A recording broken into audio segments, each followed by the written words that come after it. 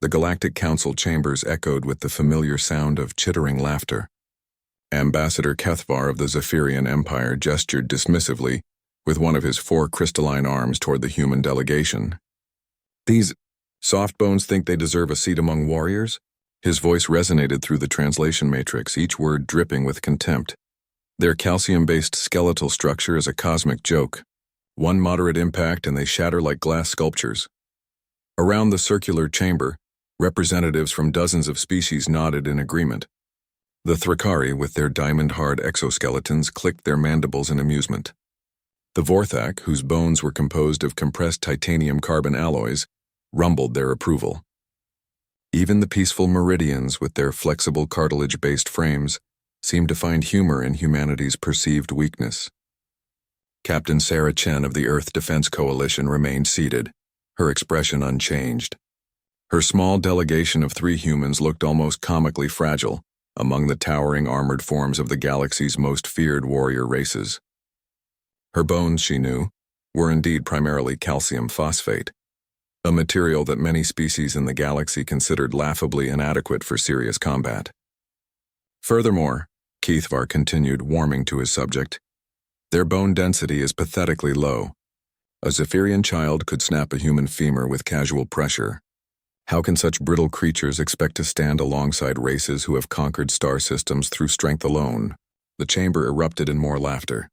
Captain Chen finally stood, her movement drawing curious glances. "Honored delegates," she began, her voice calm despite the mockery. "Perhaps you would like a demonstration of human fragility?" Kethvar's 4 eyes glittered with malicious amusement. "Oh, and what could you possibly demonstrate, Softbone? The proper technique for breaking under pressure?" Chen smiled, and something in that expression made the nearest delegates unconsciously shift in their seats. "I propose a challenge. Your strongest warrior against one of mine. Combat to submission. No weapons, no armor, just bone against bone." The chamber fell silent. Then Kethvar's laughter rang out even louder than before. Magnificent. "A comedy act to end all comedy acts." He gestured grandly. "Very well, human. I accept on behalf of the Galactic Council. We shall summon our champion, though I warn you it seems unnecessarily cruel."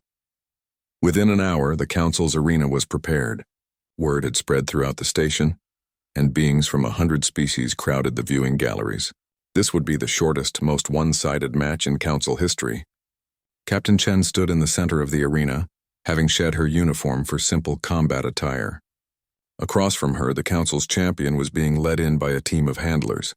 The Dracoth Warbeast stood 12 feet tall, its hide like black metal, its bones visible through semi-transparent skin, bones that were clearly composed of some ultra-dense dark material that seemed to absorb light. Its 4 arms ended in razor-sharp talons, and its jaw could crush starship hull plating. The beast had never been defeated in single combat.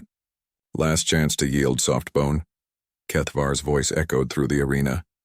"Though I suppose your brittle calcium frame would snap the moment you tried to run."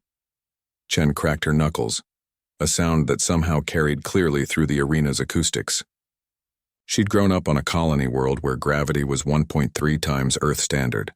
She'd been a gymnast, a martial artist, and had spent the last 5 years in the Coalition's most elite training program. But none of that mattered as much as something the aliens couldn't see in their scans.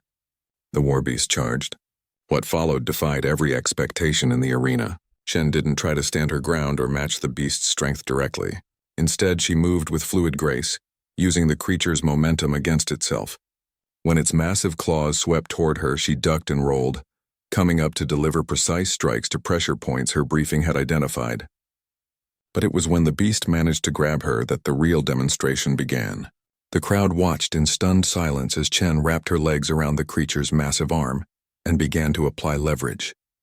The Warbeast, confused by this tactic, tried to shake her off, but Chen held on with impossible tenacity. "You see," Chen grunted as she adjusted her grip, "you think our bones are weak because they're not as dense as yours. But you've missed something crucial." The beast roared and tried to slam her against the arena wall, but Chen shifted her weight and used the impact to gain a better position. "Our bones aren't just support structures," she continued, now somehow managing to get behind the creature and apply a chokehold that no 12-foot monster should have been vulnerable to. "They're flexible. They bend instead of shattering. They heal stronger than before when they break. The crowd was on its feet now, aliens who had never seen anything like this raw display of adaptive combat technique. But most importantly, Chen said, her voice carrying clearly even as she fought a creature 5 times her size, our bones are part of a system you don't understand. They don't just hold us up, they produce the blood cells that carry oxygen to muscles that never quit, never give up, never stop adapting.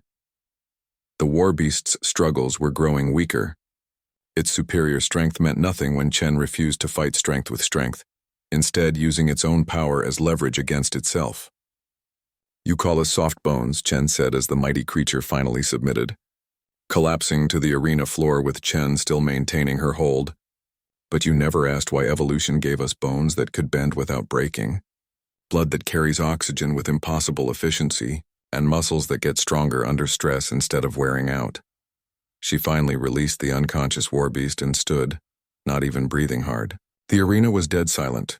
Captain Chen looked up at the viewing galleries, her gaze finding Kethvar's stunned expression. Our bones aren't fragile, she said, her voice carrying to every corner of the arena. They're optimized. Not for single moments of overwhelming force, but for sustained, adaptive, relentless endurance. We don't break under pressure, we learn from it, grow stronger, and keep going long after stronger. Denser creatures have exhausted themselves. She dusted off her hands and walked toward the exit. Humanity would be honored to serve alongside the warriors of the Galactic Council, she called over her shoulder. Assuming, of course, that you're prepared for allies who don't know how to quit. The vote to grant humanity full membership in the Galactic Council was unanimous. Later, as the human delegation prepared to leave, Ambassador Kethvar approached Captain Chen privately. How, was all he asked. Chen smiled that same unsettling smile. You spent so much time analyzing the calcium content of our bones that you never bothered to study what we do with them. Every human child learns to fall down and get back up. We've been practicing that particular skill for about 300,000 years. She paused at the airlock. Also, she added, that wasn't even one of our warriors. I'm a diplomat. You should see what our Marines can do.